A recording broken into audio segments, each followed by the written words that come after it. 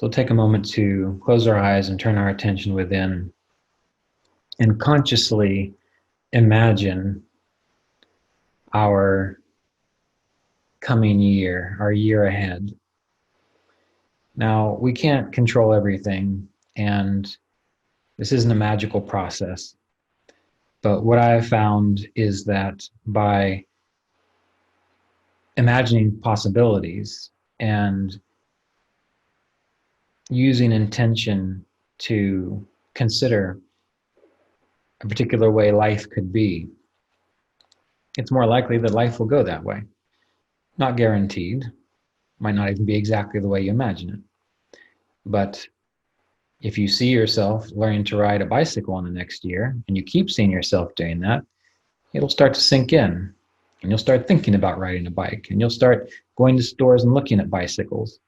And eventually you will buy one, and you keep thinking about it, and you'll find yourself trying to ride the bicycle.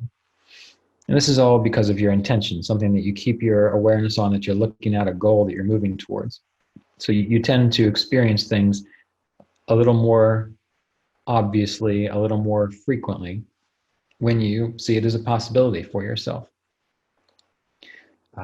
That could be learning a musical instrument. That could be the possibility of clearer states of consciousness, better relationships, or better boundaries so that you can have better relationships. And I like to do this throughout the day. Instead of mindlessly daydreaming, I'll just stop and I'll imagine something about the future and a possibility. And I'll stick with that for a few weeks or a few months or maybe even longer, depending on what it's about. So let's just experiment with that. With your eyes closed, feeling your body and feel your breath. So you want to try to feel the wholeness of what you can be aware of right now. So you can feel your body. You can feel the breath. You can be aware of this particular moment. When you have that feeling, now with your eyes closed in your mind's eye, imagine a possibility for you in the next year.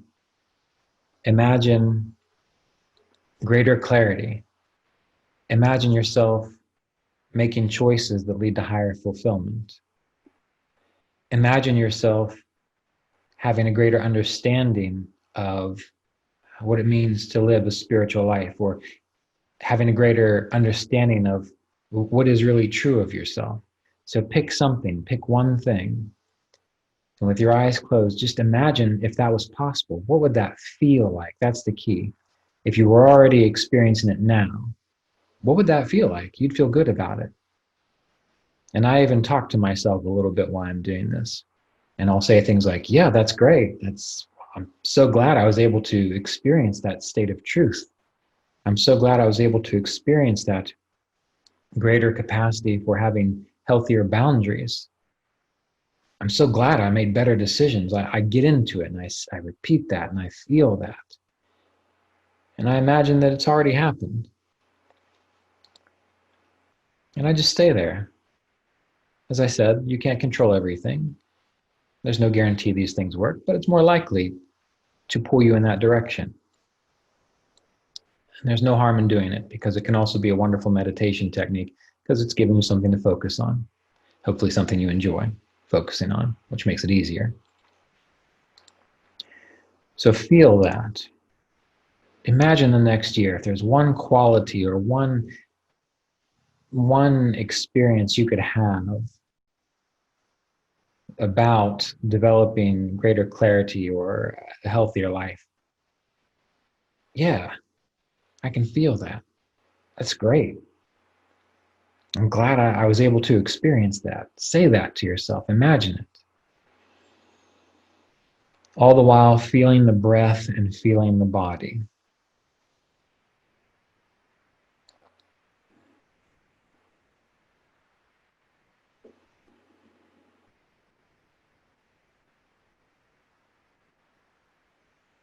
And it can be helpful to smile a little bit. Feel your face just smiling a little bit and lifting your eyebrows a little bit, or releasing the tension in the forehead center. Just feeling that. This next year, yeah, that's a possibility. And I'm so glad I was able to experience that. That's great.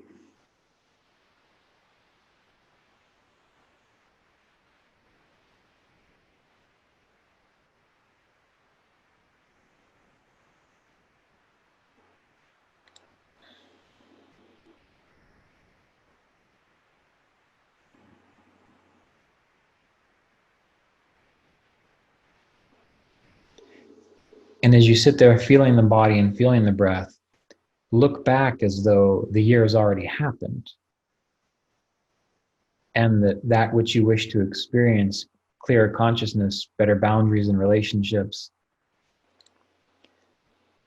a deeper understanding of what is true about life, the universe, and everything.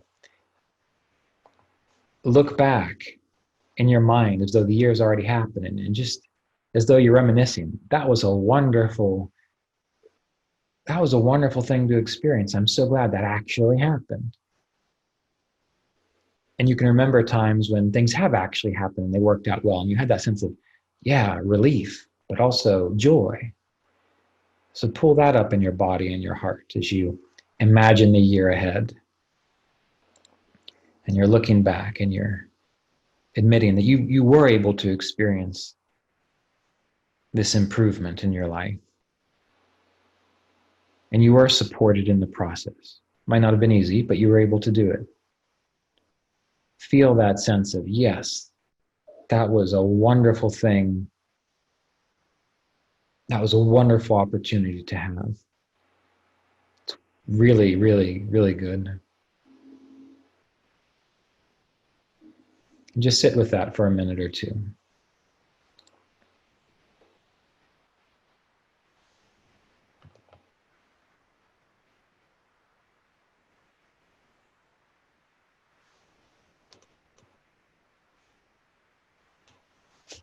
And feel the body and breathe.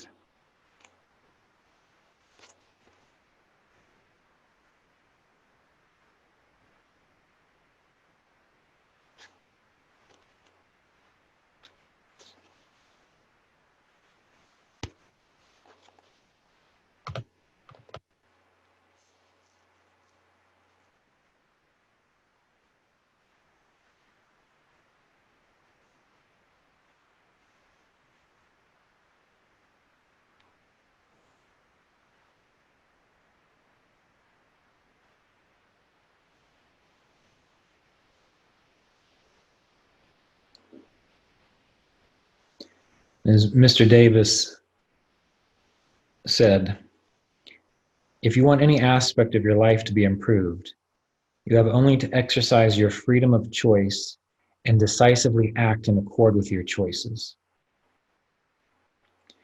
If you want any aspect of your life to be improved, you have only to exercise your freedom of choice and decisively act in accord with your choices.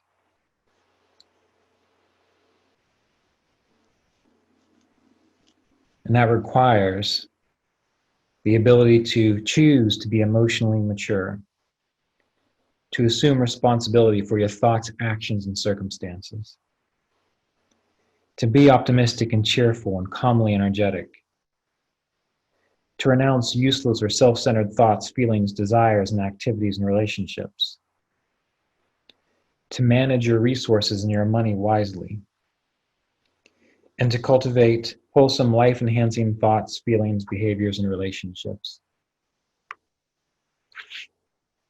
So we'll talk more about these requirements in our next session. But for now, it's important to consider them, start pondering what they could mean, to choose to be emotionally mature, to be optimistic, cheerful, and calmly energetic, to renounce useless or self-centered thoughts, feelings, desires, activities, and relationships, to work and earn your money and manage it wisely, to cultivate only wholesome, life-enhancing thoughts, feelings, behaviors, and relationships.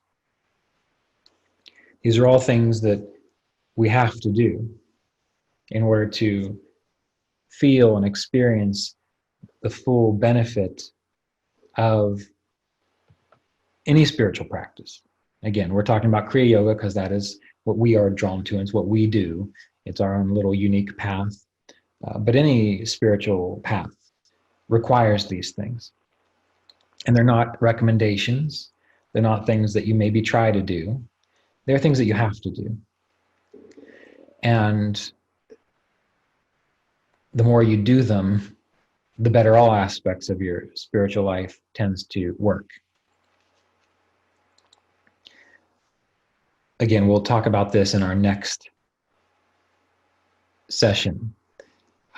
Today, what I wanted to spend some time talking about are the qualities of discipleship, the qualities of learning to practice and study Kriya Yoga as a committed disciple. And again, disciple means learner, just like we have the idea of the disciples of Christ.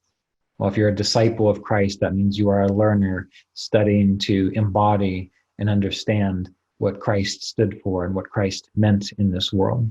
It is about embodying the principles of Kriya Yoga.